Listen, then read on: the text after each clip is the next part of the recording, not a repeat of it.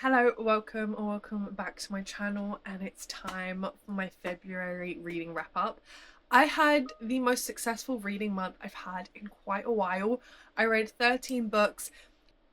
I did DNF one book in the month of February. I'm trying to get better at DNFing books that are just not holding my attention or I'm not feeling super connected to, and that's holding my complete and utter attention.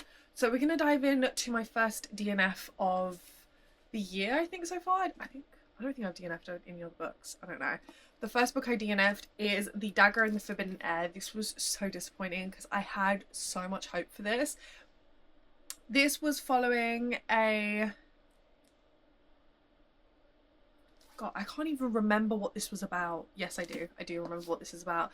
We're following a Fae female who is the bastard daughter of the king. She is kind of secluded. She has been pushed aside because of a lot of factors that led up to her birth and what happened after her birth that kind of impacted the way she was raised. But she is the unknown bastard daughter of the king. She is the captain of the Fae army and is in a relationship with the captain of the Sea army.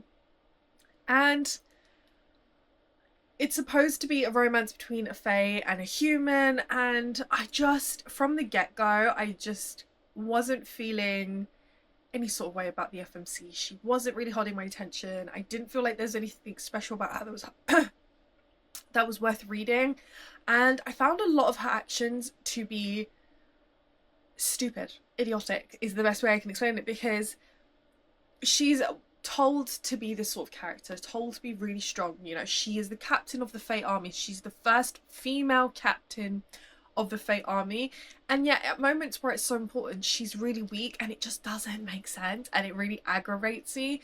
And she is just really ignorant at times, like willingly ignorant about situations that are blaring red flags, and it just bugged me how she brushed over them. And especially with the way she was raised and everything that she knows about her it was really aggravating, and it really annoyed me to the point I couldn't continue because it was making me so angry. Her decisions and her willful ignorance, and I couldn't. It made me sick. So I DNF this. I am unhauling this because I don't want it on my shelves, unfortunately. Yeah, DNF'd it. I'm not rating it. I think on Goodreads I may have rated it like a 2-star, but that's just because I felt bad. I don't even want to rate this. And I read like 50% of this as well. I pushed through to get a good shot, and I couldn't do it anymore. During a 24-hour readathon, I read The Lies That Summon the Night by Tessa Odette. I had so much hope for this. I really thought that this was going to be an amazing fun time. Did I think it was going to be a 5-star? No, I knew it wasn't going to be a 5-star, but I thought it was going to be something that I could just fall into, that I could fly through really fast, and would just be like a really enjoyable time with loads of world building and a very unique system being in this. But while the first 70% I was really intrigued, really hooked, really enjoying myself, everything was going really well, the world was really interesting, I couldn't put it down, I wanted to stay within this world, you know. I think it's just like a really fun short read. The ending ruined the entire book for me. I couldn't do it. It didn't work for me. I've heard that people really enjoyed this. For me personally, I hated the ending. It didn't make any sense. It didn't have to happen that way. It just felt weird. I don't know, there was just something off about it that just didn't really stick for me. And I was like, wow, of all the avenues we could have gone for this ending to have a plot twist, this is what you went with? Like, this doesn't make sense. I don't see how this works.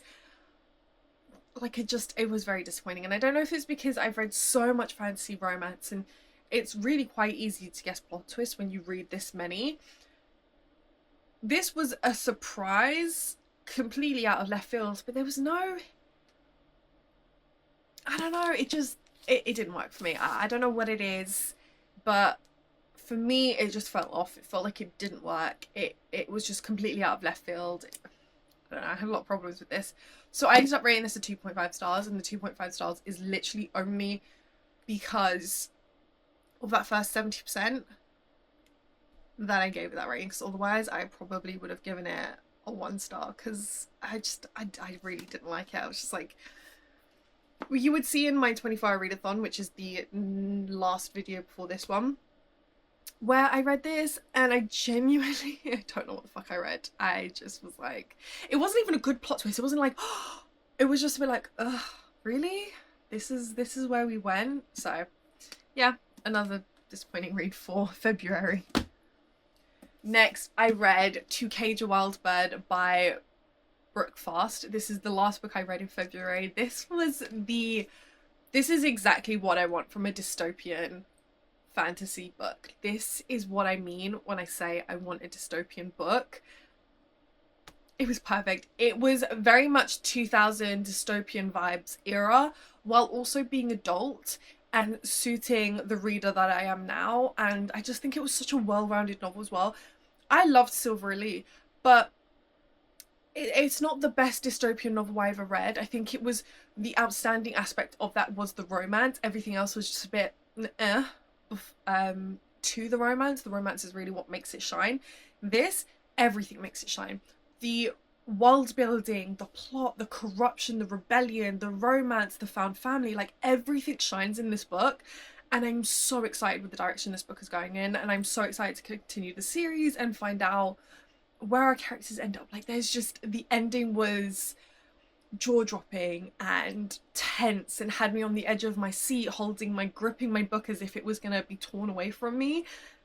I'm so mad at myself for waiting this long to pick it up, but I haven't ended up rating it a 5-star because I just can't stop thinking about it, and the ending has kind of written itself into my brain, and I don't think I'll be able to let go of this book until I pick up book 2. So I'm so excited to continue the series and read more by Brooke Fast, because I definitely enjoy the way she writes. I read Hollow by the Twisted Sisters. This was, again, another phenomenal read. This is another book I read during a 24-hour readathon. I definitely get the hype around this, and I definitely think the hype is worth it around this book, because this didn't feel like Neverkeep. I love The Sins of the Zodiac. I'm currently on book 2. It's not my favourite fantasy romance of all time. I do enjoy it. This is one of my favourite fantasy romances. This was full of such vivid world building that I just didn't even realise I was reading. I completely fell into it. It felt like I was watching a movie. The colours were so bright. The world was so bright. I can't put into words the world itself. I can imagine so easily after reading this. I know everything about the forest that we were in, and everything just lives so clear in my brain after finishing this book. The character was super intriguing. She's definitely different than any other character I've read from the Twisted Sisters, to which I've only read Neverkeep, so I don't have a big base to lay this on, but definitely different vibes to Neverkeep. But I had such... I wanted to keep going. If there was more to this, I would have continued reading it. They could have given me empty scenes of them just walking through the forest and having interactions and learning about that. I would have eaten every single page up, even if there was nothing going on, because yeah, this was phenomenal. This was another 5-star read. I had quite a few 5-star reads in February, but this is definitely one of my top 3 books that I read in February, and I wouldn't be surprised if I end up having this in my top 10 books of 2026. Lightwing cannot come soon enough. Half City by Kate Golden. Oh my god. I will have a reading vlog for this book up very, very soon. Oh, this was everything. This was definitely one of the stars of February. I read so many good books in February, but this is just something I'll never ever stop thinking about. This is something I will be rereading 100 times, because it's something I'm never gonna get bored of. This was an urban fantasy setting with demons, demon hunters, complicated relationships, found family, amazing development from the FMC, especially where she started to where she ended. It was like the same character but vastly different. You could definitely see the changes in her and how her world has impacted her and how her situation has impacted her. This was a 5-star. This was a resounding 6-star. This was an infinity star read. Probably going to be a god tier series for me. This was, yeah, every scene had me on the edge of my seat. Every page had me hooked, and I could not stop reading this for the life of me. And this edition is absolutely stunning. I love this so much. I cannot wait. Book 2, I will be living in half a state until book 2 is in my hands. King of Ravens by Claire Sager. Claire Sager's done it again. Made me completely obsessed with the world, has completely entrenched me into this world. This is... I loved this. The trials, the FMC, who had this mysterious secret surrounding her that she didn't even know about, but you had your suspicions. But the way it happened and the way the plot came together and the twist at the end, I definitely didn't see it coming together that way. I still managed to have my jaw drop. Even though I guessed what the secret was, I still managed to have my jaw drop and to be completely on the edge of my seat, and I just had no idea where anything was gonna go. Yeah. If you have not read this yet, this is, especially if you're a fantasy romance reader that love the Fae, that love, you know, a king of death, that loves like a very unseelie court and trials, and a human FMC who is more, who is stronger than anyone else gives her credit for, and just has so much about her. I don't want to give too much away, but I really respect this FMC. I really loved being inside this FMC's mind, and she may be one of my favourite FMCs that I've read. Yeah, I highly recommend. Throne of Nightmares by Kerri Maniscalco. Oh my god. You would have seen this in my 24-hour readathon. It was one of the first books I read.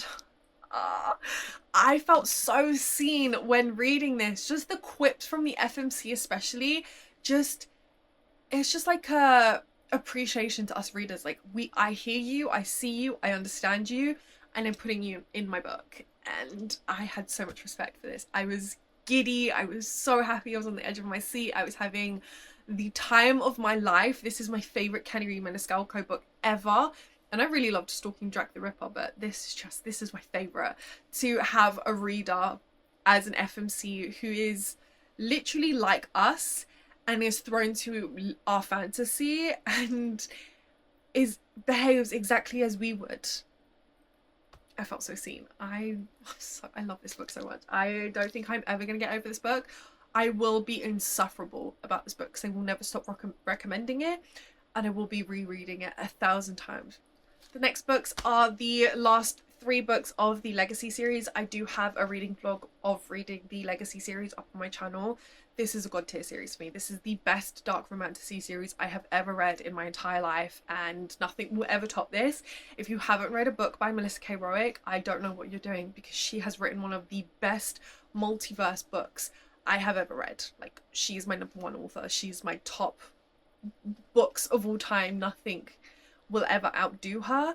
And yeah, this series is something else. Was I a little bit disappointed with the way A Dawn of Chaos and Fury ended? I was expecting a much bigger kind of ending, but I still loved the ending. I had an idea in my head of how it was going to go, and it didn't go that way. But I do definitely am aware that there is an opening for more books in this world for these characters to show up in future series, which I'm so excited about.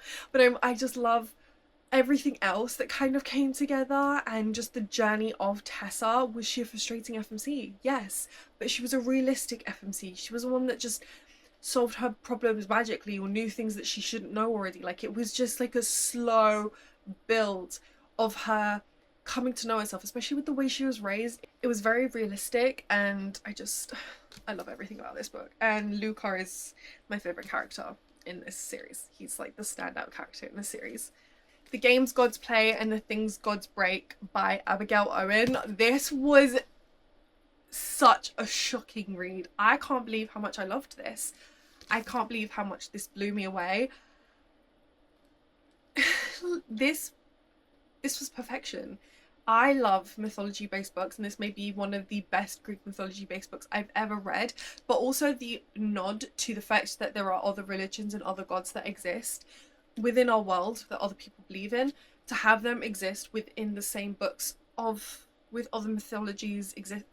It was just I appreciate it so much. It was very different, it was very unique, and I cannot wait for book 3. Book 3 comes out in November, and the way I will beg for an arc of book 3, again, I will be insufferable. I need book 3 in my hands. I just... Especially in book 2, the twist this took. I did not see it coming. There was no way you could see it coming. But the way it just explained how everything came together and the way things happened, the way... Like, are you kidding me? Like, are you actually kidding me? You have to read this. This is just... I wish I could give it its due and really give a coherent review, but I'm just so happy about this book that I can't. I'm speechless by it. It's just... February was an amazing reading month. Smoke and Scar by Gretchen Powell Fox, another fae female human male dynamic. I really enjoyed this. This was a really good time. It wasn't a 5-star or anything. It was more like a 3.5, 4-star. I really enjoyed the journey. I really enjoyed the FMC and the characters and the trials and the development of the FMC, who had struggled for so long and was finally kind of fixing herself and healing from past trauma and accepting everything. But then also the plot twist that came out of thin air that kind of just threw you for a loop and you didn't see coming. I'm really excited about picking up book 2. Actually, I have book 2 behind me. I think this is a trilogy. I think the 3rd book is coming out fairly soon, so it will be completed. But I really enjoyed this. If you're looking for a fae read that you can really fall into, that has trials, that has a different dynamic between characters, I definitely recommend this. Rings of Fate by Melissa Dela Cruz. This is one of the first books I think I read in February. It's good. I don't think I can say too much about it. I don't have any really strong feelings about this. If I had picked this book up any other time, I don't think I would have enjoyed it as much. This was the perfect read to have during dark romantasy heavy series that I was reading, because it was like a sweet escape that kind of let me see colour again and kind of handle my emotions, because I wasn't feeling too attached to these characters. I can kind of read their journey but not feel anything too strong about it and just kind of read it really from a third eye point of view. I don't feel that too much about it. Will I continue the rest of the series? The more time goes on, I don't think I will, just because I feel like this is a series I'm possibly gonna forget about. This was a 3.5 star read. Good at the time, but that's about it. Anyway, that is all the books I read in February. I had a really, really good reading month. Some of these books have just really made itself some of the top reads of all time. Some of these I guarantee will be in my top 10 of 2026. And yeah, have just really cemented themselves in my heart and will be hard to get over. I will not know peace until I have the next books in my hands. But that is it for this video. I really hope you enjoyed. Please like and subscribe, and I will see you in the next one. Bye.